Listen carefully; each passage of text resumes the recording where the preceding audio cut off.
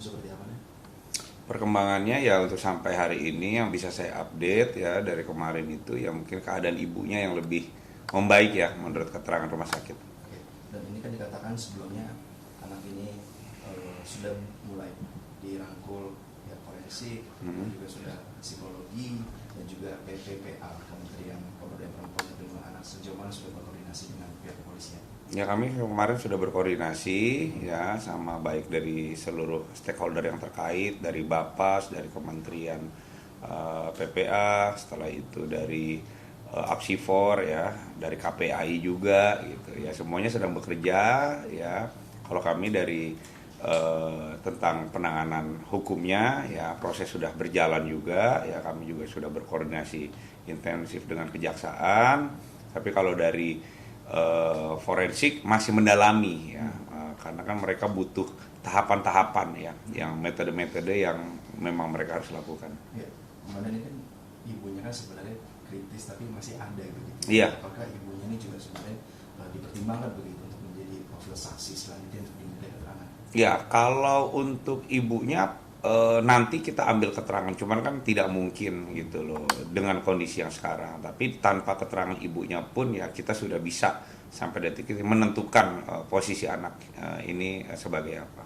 Petunjuk-petunjuk apa yang didapat dari pemeriksaan terhadap 5 saksi sebelumnya, mungkin apakah menggambarkan hubungan keluarga yang seperti apa, mungkin kondisi emosional anak ini, apakah sudah ada petunjuk-petunjuk yang menggambarkan itu? Kalau dari saksi-saksi, karena saksi-saksi kan orang luar semua ya, security dan lain-lain ya, dan bukti petunjuk pun CCTV ya, yang bisa mereka lakukan ya hanya apa yang mereka lihat dan mereka dengar gitu, itu aja.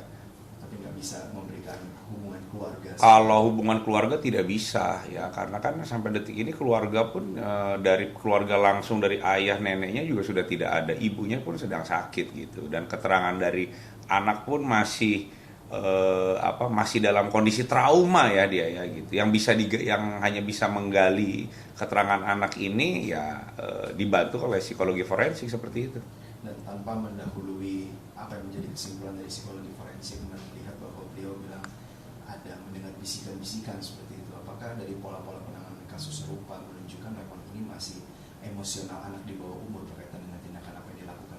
Ya kalau terkait masalah kejiwaan ya kami nggak bisa gitu menyimpulkan gitu tanpa ada ahli yang memang di bidangnya yaitu psikologi forensik seperti itu gitu ya. Jadi ya sementara masih menunggu hasil psikologi gitu, karena kan ini anaknya jelas pelaku tunggal ya, pelaku tunggal anak di bawah umur.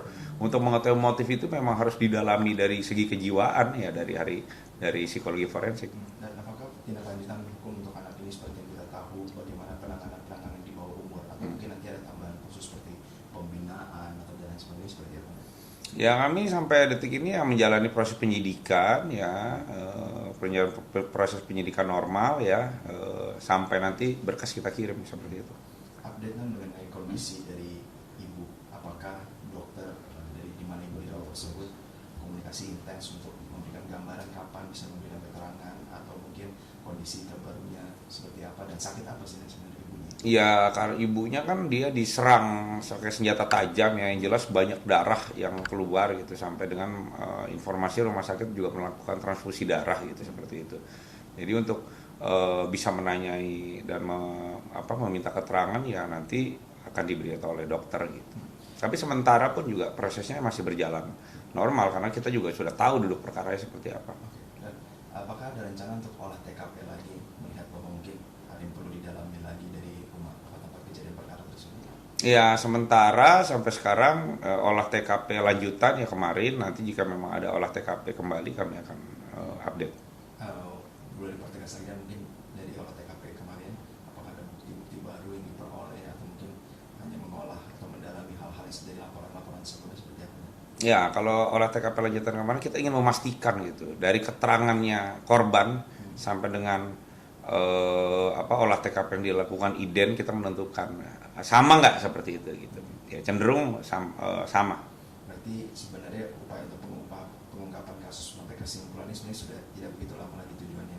Ya kalau untuk pengungkapan kasus ya kami penyidik meyakini ya sampai sekarang ya perkara ini sudah duduk gitu, sudah duduk. Tinggal kita ingin mencari motifnya apa gitu. Motif dari anak ini apa? Anak umur 14 tahun, anak tunggal bisa melakukan hal ini gitu, bisa menghabisi ayah, nenek sampai ingin membuat ibunya cedera serius gitu. Ini apa ya? Ini hanya bisa dilakukan oleh psikolog.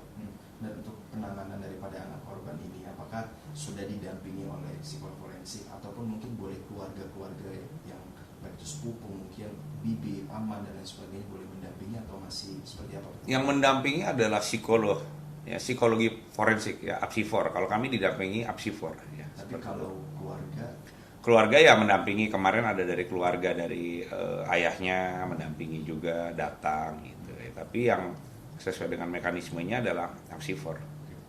Izin sebagai penutup kesimpulan mengenai perkembangan kasus ini sejauh mana dan targetnya seperti apa, silakan. Sama tambahan saksi mungkin apakah nantinya akan ada? Ya kalau dari kami perkara ini pastinya karena ini memang statusnya anak ya tersangka, kami harus secepat mungkin ya mengirimkan berkas ini dan berkoordinasi dengan JPU ya agar berkas bisa segera kita kirim ya dan mengejar kepastian hukumnya. Itu aja. Penambahan saksi masih bersifat dinamis dan disesuaikan kasus. Ya kalau untuk saksi ya kita masih dinamis ya. Nanti kalau memang ada perkembangan terbaru kami akan update.